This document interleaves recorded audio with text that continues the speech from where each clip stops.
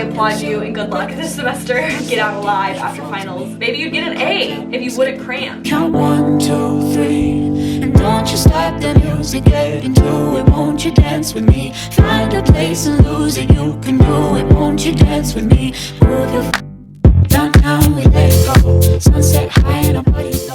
Hey y'all, what is up? It is Marissa, Nicole, and welcome back to my channel. Some of you may know me as my drifting desk, where I help you conquer college, and that's exactly what we're gonna do today as we talk about how to have a productive study session. Because midterms are rolling around if they haven't yet happened for you. I have my first midterm on Wednesday, so in like 2 days. I've been doing all of these things that I'm about to share with you, so I will also update you on the vlog side of how my midterm goes after creating productive study sessions for myself. Before we dive into the video, please consider subscribing down below if you have not yet already for more college-related videos and vlogs while I'm here at Ohio State University in my last year. And also follow me on Instagram if you want more behind the scenes of all of my vlogs and videos and just to hang out with me over there. We're gonna break this video into 3 different parts. So kind of what to do before your study session, how to make it productive or prep for the productive study session, and then what you're supposed to be doing during this study session. And also I just have 2 general tips at the end to hopefully enhance or create a more productive study session or study area or just a studying experience for you guys.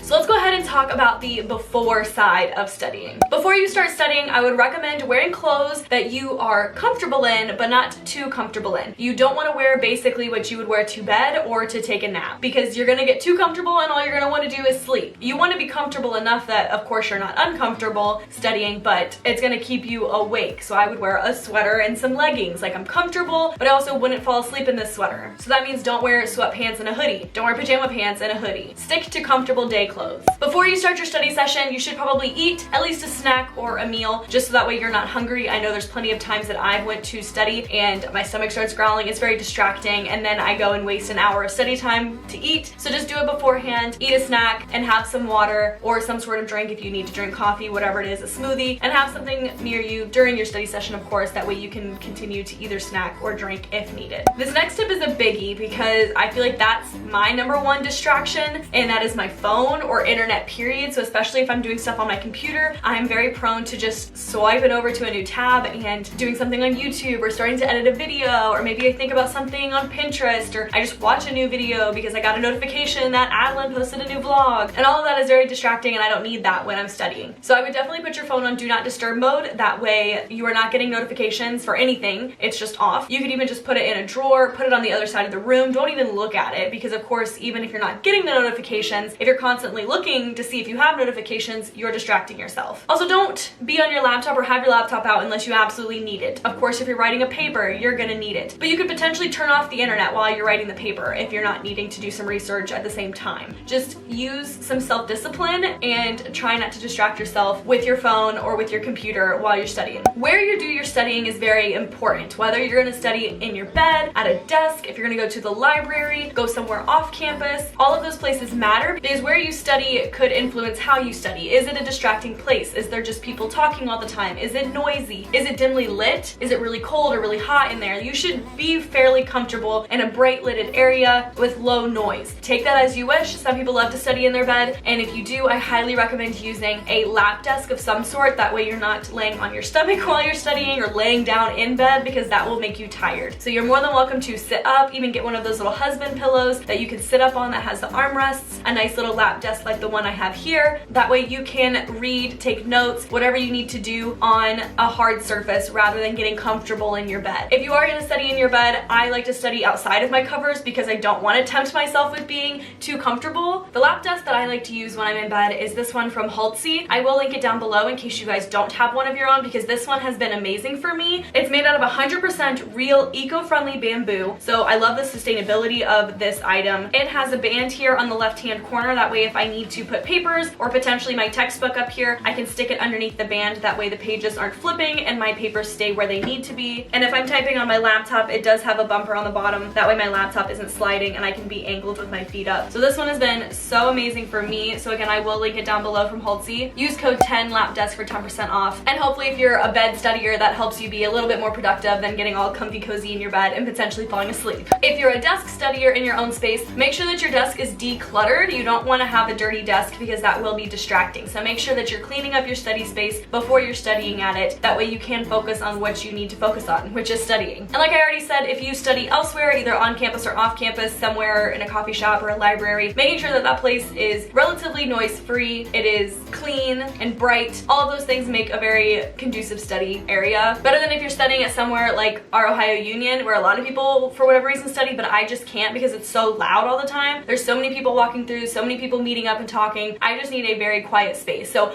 I am more of a homebody studier. I'll either study in my bed with my lap desk or my actual desk. And the last thing that you should do before you start your study session is to properly pack your bags, especially if you're going somewhere, but even if you're studying at home, making sure that you have everything that you need. All the books or textbooks, notebooks that you need, highlighters, pens and pencils, flashcards, notebook paper, whatever you need to study, make sure you have that. Of course, you don't want to go all the way to the library and realize that you forgot the textbook that you're going to need to read for this study session. I will give you a quick little psychology tip that handwriting your notes from class is so much better for your learning and retention of that information. So those of you who take notes on your laptop, scientifically speaking, handwriting them is better. I'm not going to tell you what to do. Think about that while you're taking notes in class. I always take handwritten notes, and even when I'm studying, I sometimes re-handwrite my notes because that's something that helps me. Writing something down, especially in blue ink actually, is so good for helping you remember something rather than like black ink or typing it on your laptop. Just a little fun fact for you.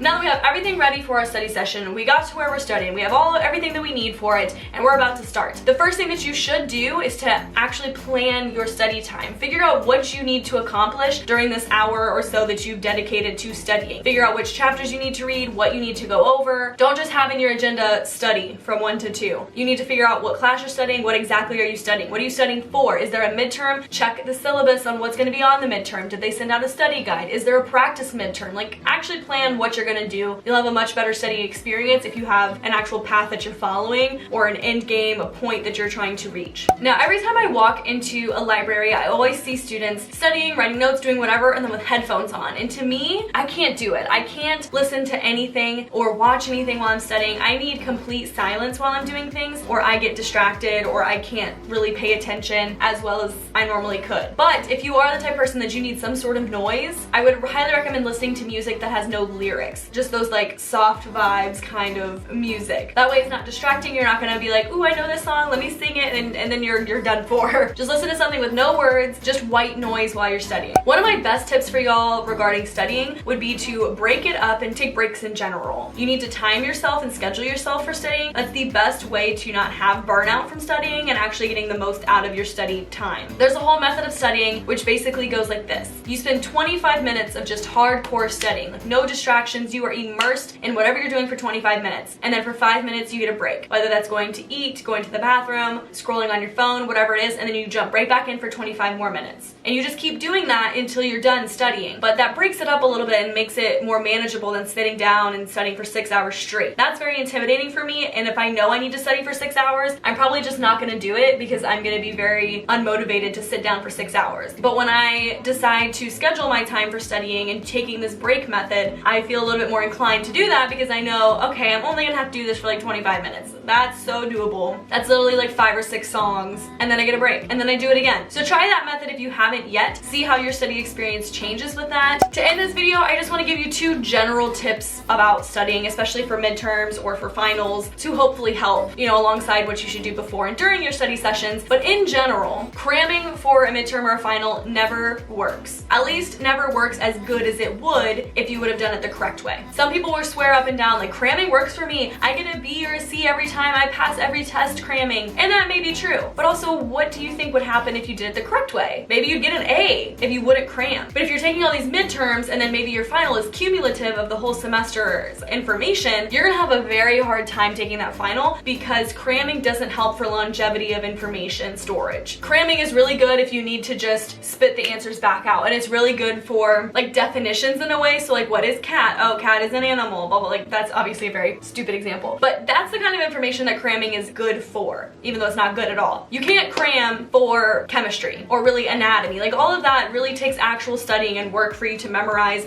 and understand these methods and theories and parts of the body, whatever it is. So do not cram and do not pull all-nighters. Sleep is necessary for the retention of information. Your brain needs to sleep in order for you to remember anything that you just studied. So staying up all night and cramming everything is literally really going to hurt your grade. You may still pass, but I can guarantee you if you don't do that, you would get a better grade. And my last tip for you is to start early. Start your studying at least a week in advance. Break it down into mini study tasks or study days. That way you don't end up having to cram, or you're not studying for 6 hours 2 days before. You only really have to study an hour every day leading up to your midterm because you've created that schedule. If you have to do chapters 1 through 8, start studying 8 days before, and you'll do chapter 1, chapter 2, chapter 3, chapter 4, etc. And that's just such a better way to break it down. And then if you're doing your study breaks where you're doing 25 minutes and 5 minutes, you are just taking care of your mind and your body, and like self-care during midterm final seasons is almost non-existent with college students. So try to take care of yourself during this hectic, stressful time and do it correctly, because that's really the only way you're going to be able to do it healthily and get out alive after finals, because everybody gets sick because they're not taking care of their bodies, and it's just this whole mess. So I highly recommend starting early and not stressing yourself out, breaking it down, actually being strategic with your study time, and hopefully taking all of these tips that we talked about and creating a productive study space so that way you can get more out of these study sessions leading into finals and midterms coming up.